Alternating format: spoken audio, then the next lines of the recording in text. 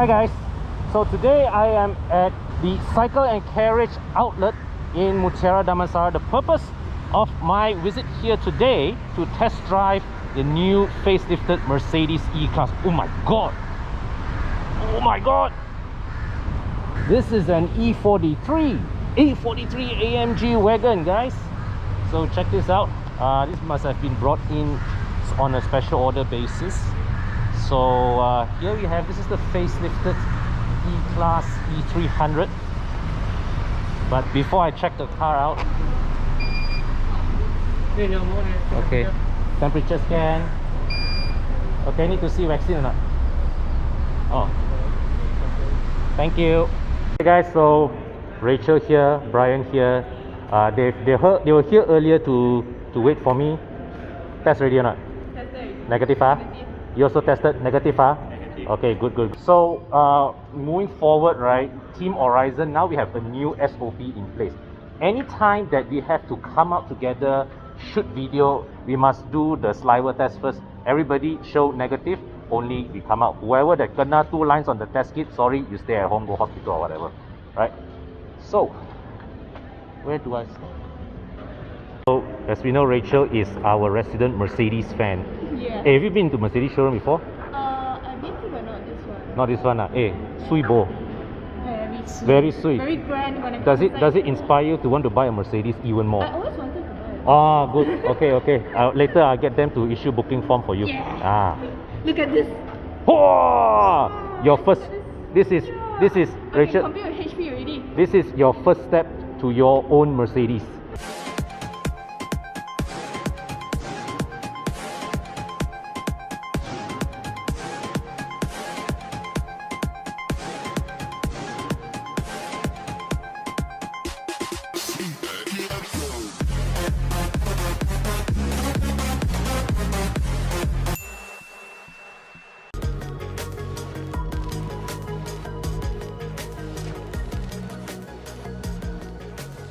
Marvelous. Artificial intelligence skin. Okay guys, so before I go and test out the E-Class, let me just bring you all on a tour around Cycle and Carriage's Mutiara Damansara outlet. Alright, so they've reorganized this place to be more COVID SOP compliant. Now, here is the after sales section, and first thing when we remember the traditional way of doing 3S centers after sales, right? There will be a line of counters, okay, where you, the customer, after you arrive, you will just go take a queue number, and then once you are called, you will go to the counter and then you sit down, you talk to the sales consultant. But now there's a new approach. This desk here are where all the service consultants sit, and you see there are no computers. There's only an extension cord here. There's a payment machine here. Why? Because all these guys here, they are now, why this place is empty now is because it's lunch break. Now they're all seated here with their Microsoft Surface, and so what happens is, once they have gotten the information from your car, wherever you are seated, when they are ready to attend to you, they will come to you. So let's say, for example, if you, the customer, you're one of those 2 ladies, they will come to where you are seated and they will address you. So the flow, all right, of what happens when you send your car in for service here. You arrive here. This is where you drop the car. All right. The staff here will attend to you, and the drivers, they will have their own internal drivers, will bring their cars here to this bay. Okay, they bring the car here to this bay. Go in there. That's where then they will plug your car into the diagnostic machines, and then after that, okay, the diagnostics will be sent to the staff sitting here, and then the staff will run through the diagnostic codes. They will also go and visually inspect your car. Then after that, they will have an idea what to do, and then they will come and attend to you. Now let me just go further here. So inside here, this is the service area, the repair bay. They are able to handle regular servicing. They are able to handle all forms of mechanical repair, electronic repair, hybrid battery issues, whatever not. The only thing that this place is not equipped to do is body and paint work. If you need to have any body and paint work done, what they will do is your car is dropped off here, they will shuttle it over to their body and paint centers in Batu Case 1, and then another one they told me was Glen Mary or something like that. All right, so that and over here you can see, well, here they have on display, they have some of their Mercedes genuine parts, their accessories. Here is this display of an engine case. Here is where they put on display to sell their cleaning valves solutions. So this is the after. This is the after, showing the insides, and this is the before. All right, you so dirty, man. This is what happens before. So you can see the carbon buildup, and what they're telling you is that they advertise their solutions. You can use your valve cleaning and they will clean it up. All right, so this is a display here to show you the importance of using Mercedes-Benz genuine parts, wipers, cabin filters and all that. So this area here is where salespeople and customers can engage in discussion. All right, here's the merchandise wall. This is the media wall where you're entertained or showing whatever lah. Okay, and here some more merchandise displays here. And this area here is like, for example, if you're sending your car here for a minor job, this is where you can have sort of like lepa or do your work or whatever. Of course, as you can see over there, all right, there are those tables hidden behind there. So what happens is that, of course, as we know, with COVID, they can't accept having so many people here. So this were the tables to cater for pre-COVID customer capacities. Okay, so now with COVID ongoing, everybody has to adapt, and they are changing their ways, to otherwise this whole area here would have been filled with tables. Okay, well, there's sort of like a drinks station over there, and these are the display cars. This is the new E-Class E300, but the car that we are testing today, we are given today by Second Carriage, will be the E200. More on that later. This is the customer area over there. There's the food, there's the pantry area where you can order for coffee or drinks and whatnot. All right, behind these two cars, all right, is the customer delivery bay. I'm going to just stand here to avoid showing the number plate of the car. Basically, over there is the customer receiving their new car, and they got the balloons and then whatnot to make this all feel like a proper occasion. All right, and over here you can see the drink station. Here you can order coffee here, water. The last time I came here, all these fridges are all supposed to be filled with food, but because of COVID, cannot jalan all this.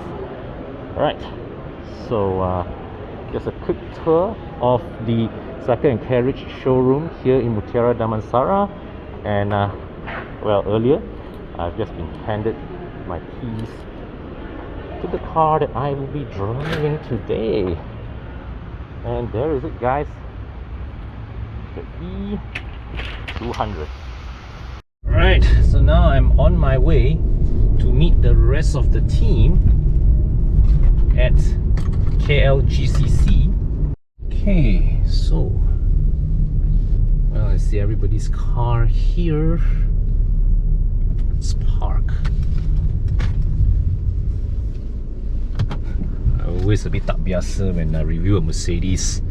The what you call it, the column mounted gear stick, the gear shift selector, is something that I never get quite accustomed to in my first few moments with the car. Alright.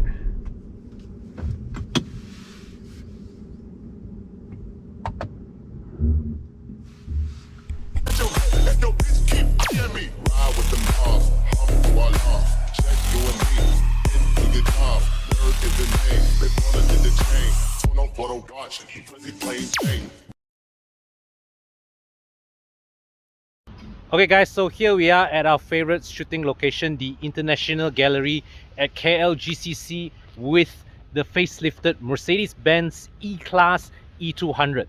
So let's check out the car. So this is the E200 Avantgarde, all right? And to start with, so you can see this is the standard Avantgarde grille with the large three-pointed star on the front grille. And well, it's quite unfortunate that Mercedes no longer offers the classic elegance type grille with the star on the bonnet, which I think is a waste, because to me that is a classic E-Class design feature. But you know, they're only responding to customer demands, and majority of E-Class customers today prefer to have a large three-pointed star on the grille. So that's what Mercedes-Benz Malaysia is offering. But in overseas markets, that classic grille option is still available. Now here's an interesting thing with the front end of the E-Class. So if you take a non-AMG line car like this one here, the front bumper molding, all right, follows this frame design. Okay, so if you had specified this with the classic grille in overseas market, it would still be with this same grille frame. But if you have specified this, like say in the E300 with the AMG line trim, the grille is shaped slightly differently. It widens to the lower section of the grille, all right? So that's a bit of a differentiation there. So, and which means that if you want to convert, let's say if you bought this and you want to convert your front end to AMG line trim, you have to do a very thorough, you know, change the whole front bumper assembly. Okay, now the headlights, there are two specs of headlights. The E200 here has base LED headlights with adaptive high beam function. So when the car detects an oncoming vehicle, it will automatically switch on or off your high beam according to the prevailing brightness of the area. In the E300, it has multi-beam. So what multi-beam LED does is that if it sees in front, it adjusts the throw of the beam to avoid glaring oncoming cars. And there is the distinction. This one, all right, switches your high beam on and off.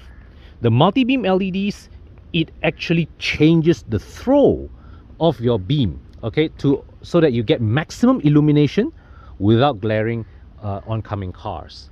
And one minor change that Mercedes has done with the bonnet is that now they have two power bulges here, even for the E200.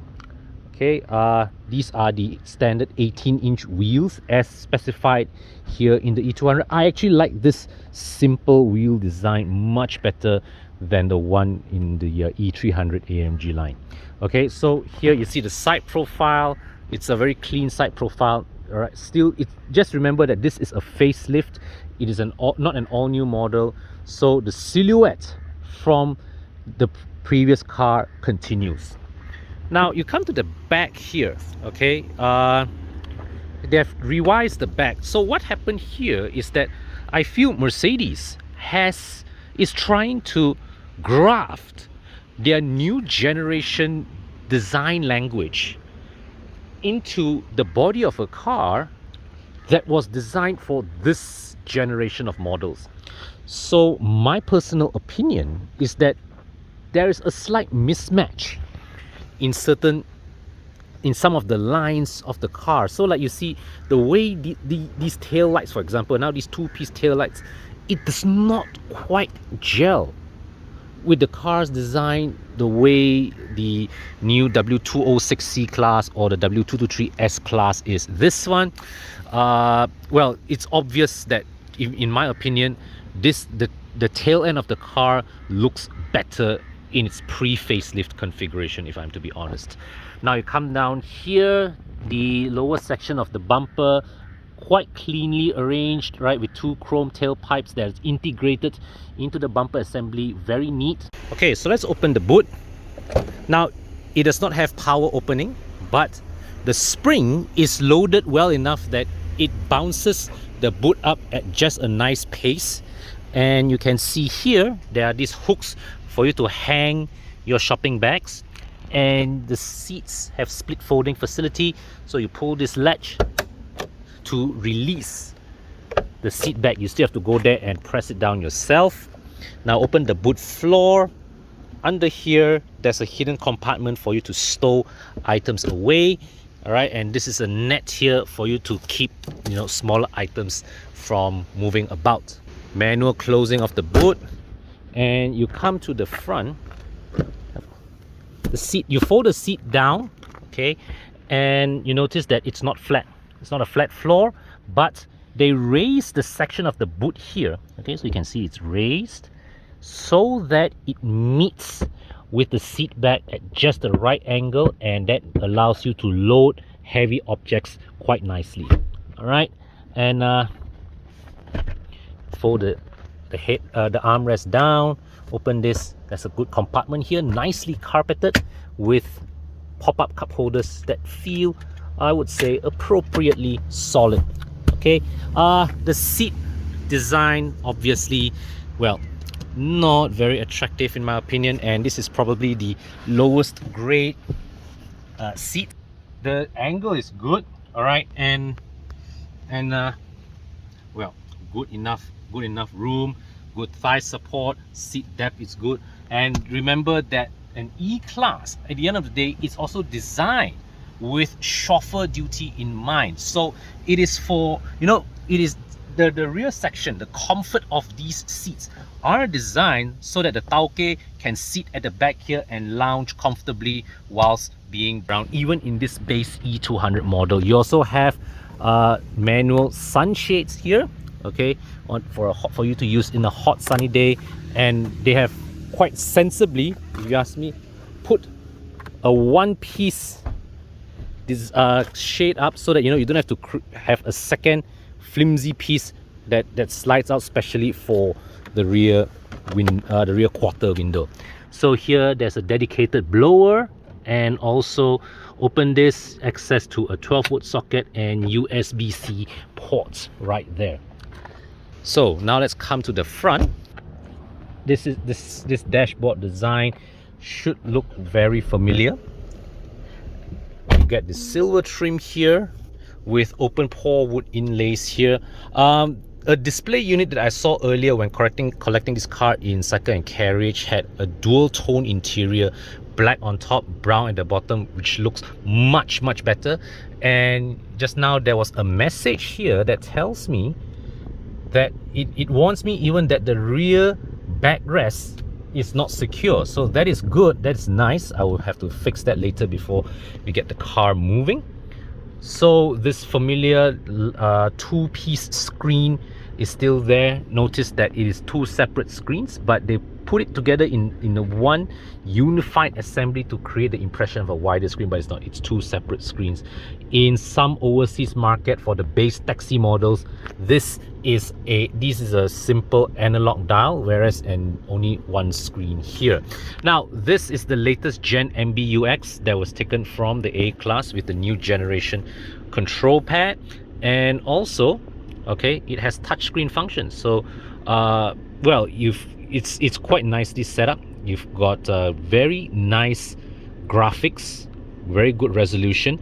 There's no navigation, even though there's a Navi button here, no navigation, but you do get Android Auto, you do get Apple CarPlay. So if you need GPS function, you can mirror your phone into this and you know, and use Waze or Google Maps as your preference. Okay, so this control tray here, this is taken from the existing E-Class. This whole panel here also from the existing E-Class, pre-facelift E-Class.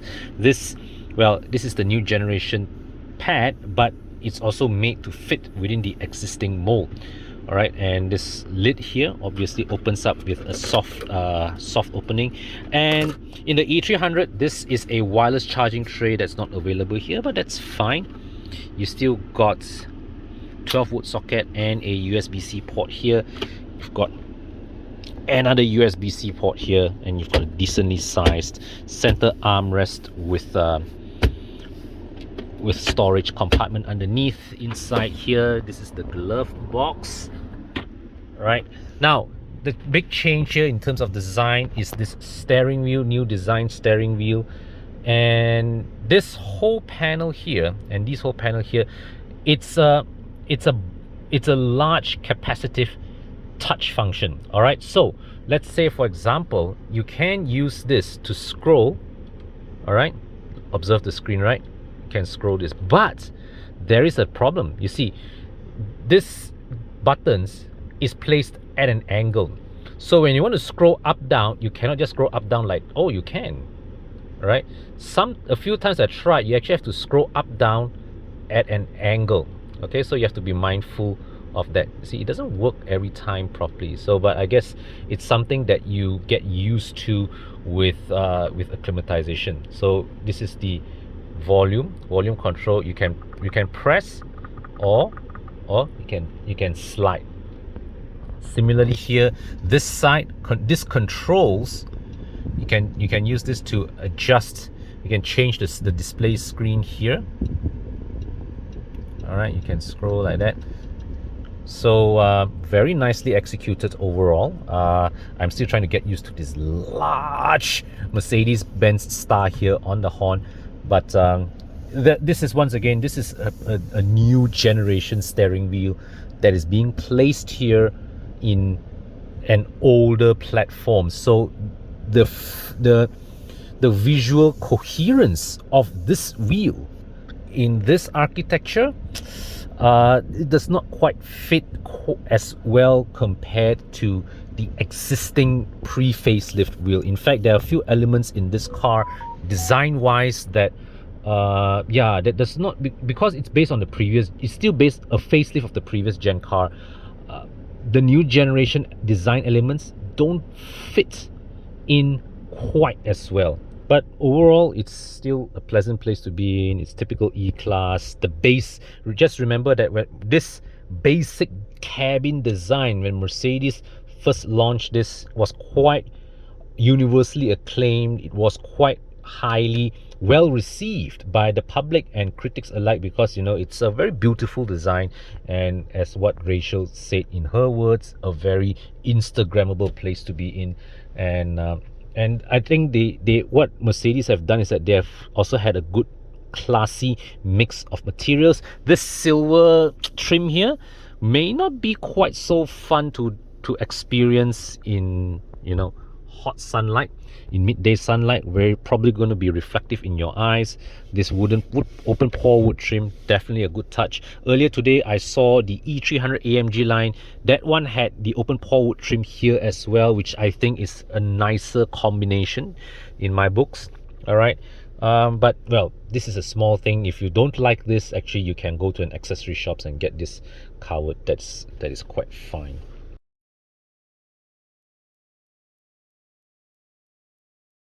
When I switched to Pro mileage, in my case, I got 46-47% of savings for that car.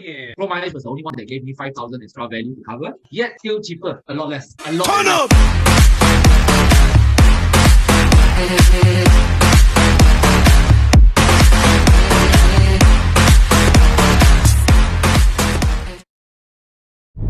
Now, if you're looking for a sporty driving experience, you really need to look elsewhere from a Mercedes-Benz E-Class, if I have to be honest. Unless you're talking about one with an AMG badge and 2 digits on the model designation, forget it.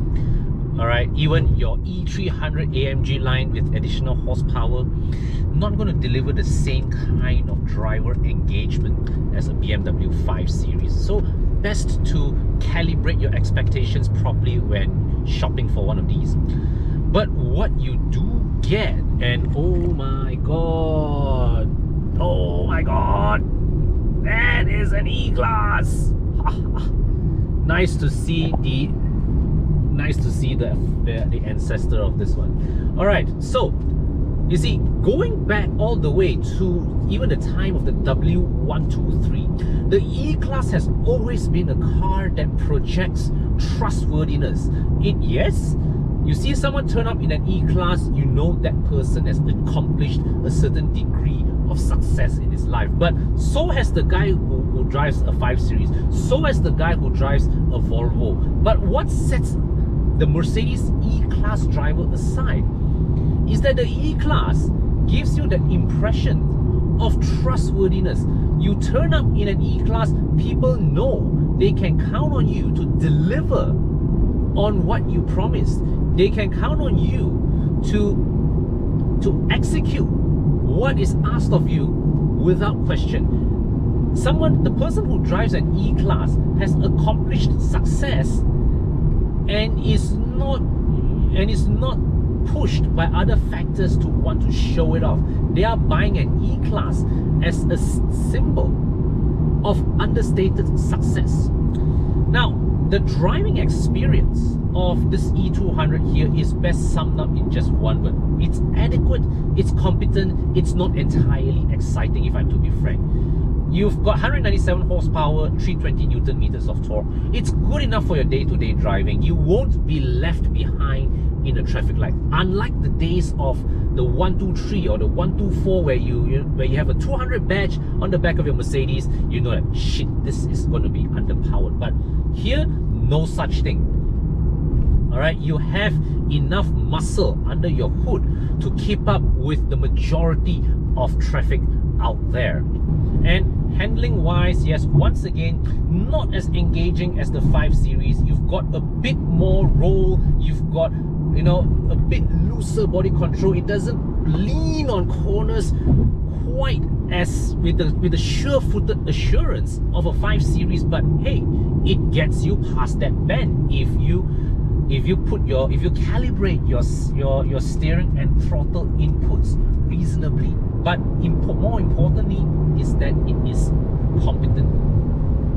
And you know, and the thing is that there is a certain relaxed demeanor about this car, in which if you regularly have to clock a lot of long distance miles, or if you are the type of people with 5-6 business meetings daily, you have to in one day start from Klang, then shoot to Rawang, then by afternoon you have to be in Kepong or Kajang or whatever.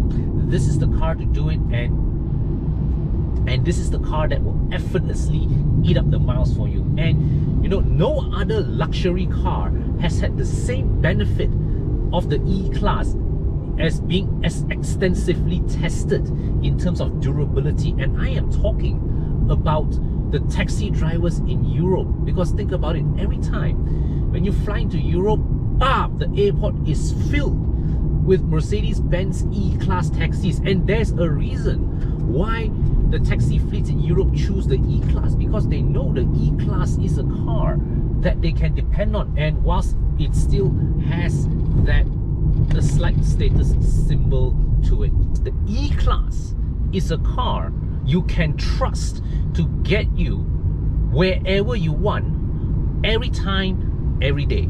And this has been honed from generation after generation of the E-Class, W123, 124, 210, 211, 212, and now the 213. Every generation of the E-Class is developed not only for the taukes, but also for the taxi drivers in mind. These cars are not just built to be luxurious, they are also built to last, you know, thousands upon thousands of miles and still take over like clockwork without fail. So the E-Class, quite simply, well, this is not a car that breaks new ground every time, all right? And honestly, my opinion, this facelift, I'm not a big fan of its design. But at the end of the day, when you are shopping with a 300,000 plus ringgit budget, you're looking for something trustworthy, something that, you know, springs you no surprises. You want something that communicates the fact that, hey, you know,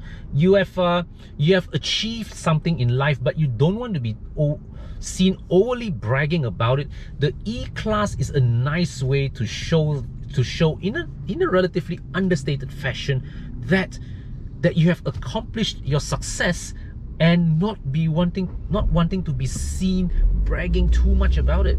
So in a nutshell, I would say the E-Class, this is a car that symbolizes luxury that you can trust. Okay guys, so that concludes my review of the Mercedes-Benz E-Class E200. Special thanks to Cycle and Carriage Berhad for arranging this test car for us.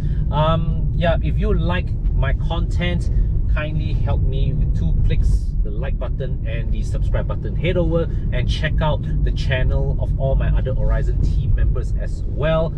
Join us on club.evomalaysia.com, where we can bring you the latest promos, benefits of Evo Club membership, invite you to our next drives, whatever not. Alright, and yeah, until our next video guys, take care, stay safe, and I'll see you soon.